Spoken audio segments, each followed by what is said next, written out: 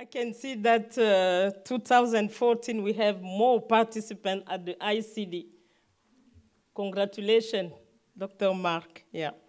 Okay, ladies and gentlemen, dear member of parliament, it's a big honor for me to be here today and to share with you some information regarding the creativity in the DRC.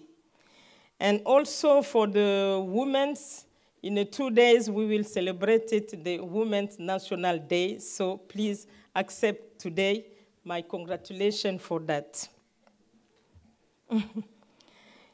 But before anything, okay.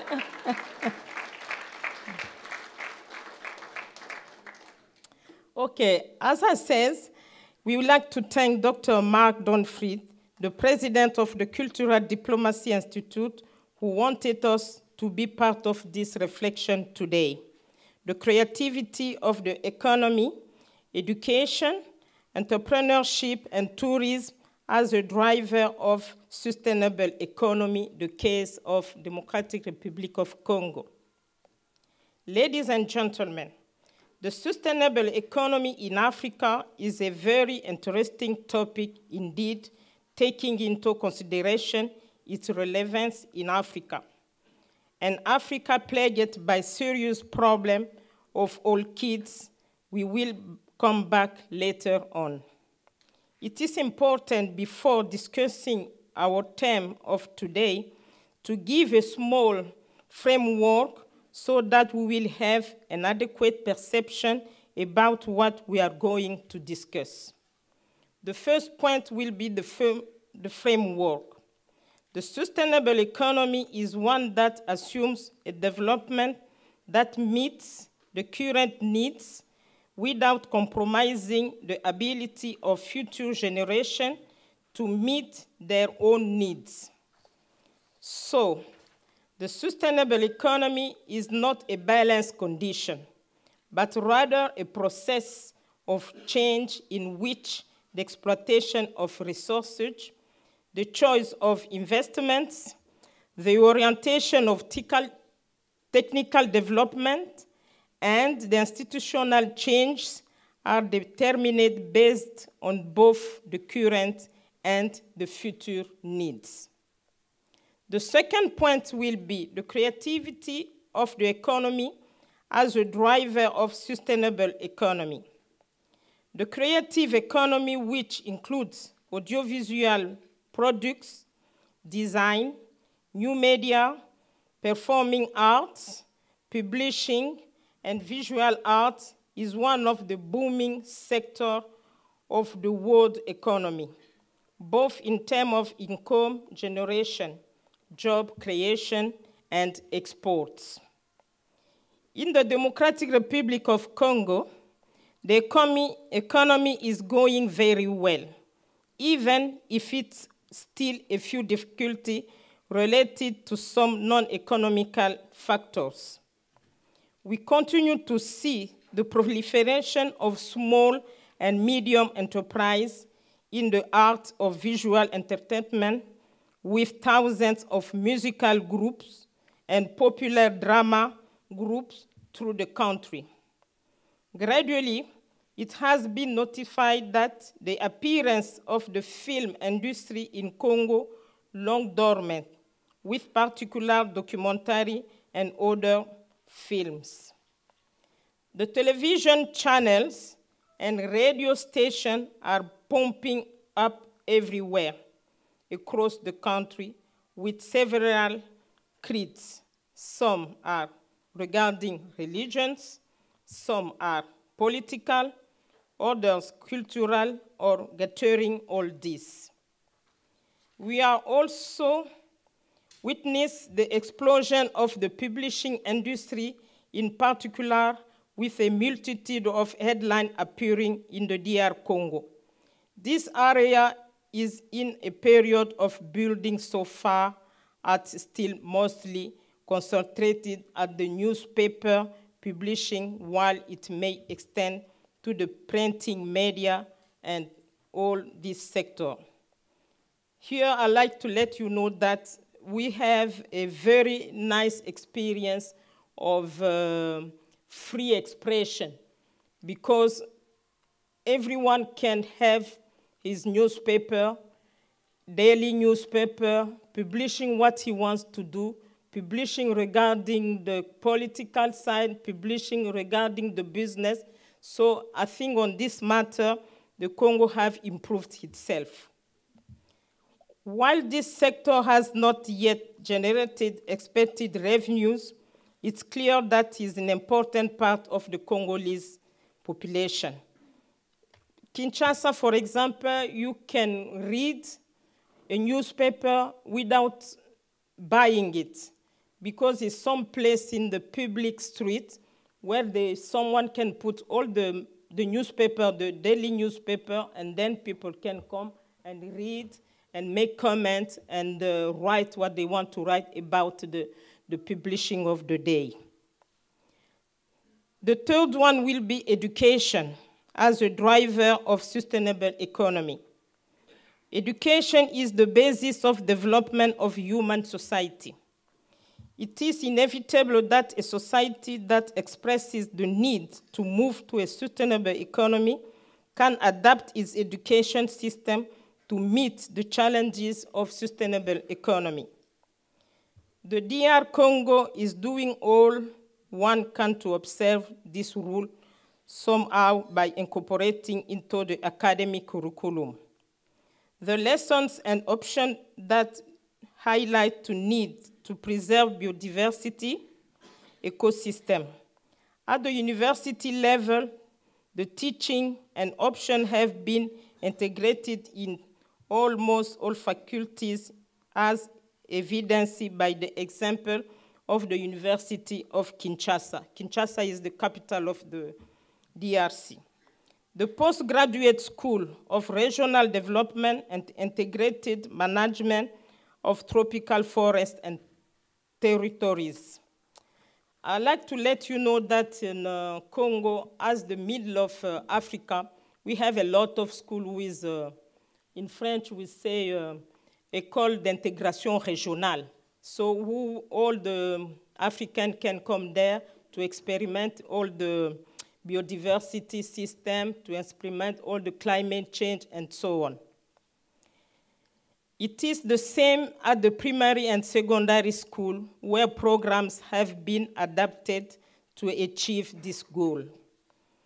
Far from being a more slogan, the Congolese education system trains through to the actual management of a sustainable economy. The fourth point will be entrepreneurship as the driver of sustainable economy. Entrepreneurship, developed by the economist Joseph Schumpeter, refers in a general way the ability to initiate to the enterprise. And when it is combined with that, the sustainable economy, green economy, this simply gives a good result. Companies are able to meet the ecosystem. Ladies and gentlemen, honorable member of parliament, in the DRC, there are several whole sectors which are mobilized to preserve the environment. Thus, as we said above, the tourism sector, for example, is now designed and managed so as to preserve the ecosystem. The agriculture sector, including forestry, fishing, the DR Congo is the first African country in point of view of the extent of its forests. And most important for the preservation of the global environment. The energy sector is not left with 100,000 megawatts, representing 13% of a global potential of the hydropower related to the clean energy. It is clear that efforts are still needed in many sectors of our economy, even in the mining sector and hydrocarbon sectors. The Congolese government produced legislation, facilitates and regulated business, often with the cooperation of international organizations or with some states in respect of the biodiversity. The last point will be tourism as a driver of sustainable economy. Country with high tourism vocation, that's the DRC. The DRC has enormous potential in this area in which it manages while preserving the ecosystem, and all of this can be observed in particular too. The first point will be the diversity of wildlife. We have 7 national parks, in which 5 are classified by UNESCO as World Heritage.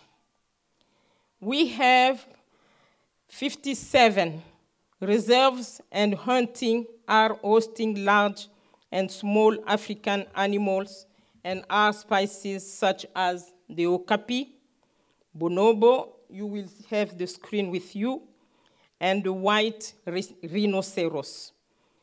To see the okapi, the only way you can see it is only in Congo. So I beg your pardon, try to make your trip to Congo and to see in life okapi. We have also 3 botanical gardens and 3 biosphere reserves. Another point is the multiplicity of cultural and historical sites scattered in all provinces. The original of these natural sites, the specify of natural assets characterized by the abundance, beauty, Congo river falls with countless more attractive.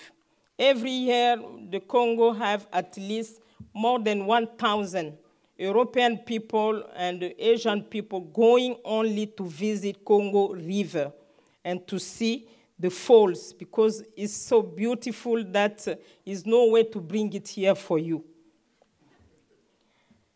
The opportunities to access several areas and tourist markets from inside as outside the country.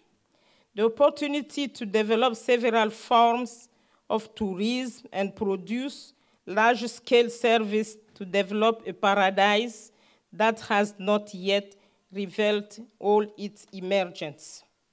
Ladies and gentlemen, for the moment, our government and our state, our president, Mr. Joseph Kabila, who is one of the younger presidents in the world, are very make good legislation for all of you, for tourism, for infrastructure, for school, for everything.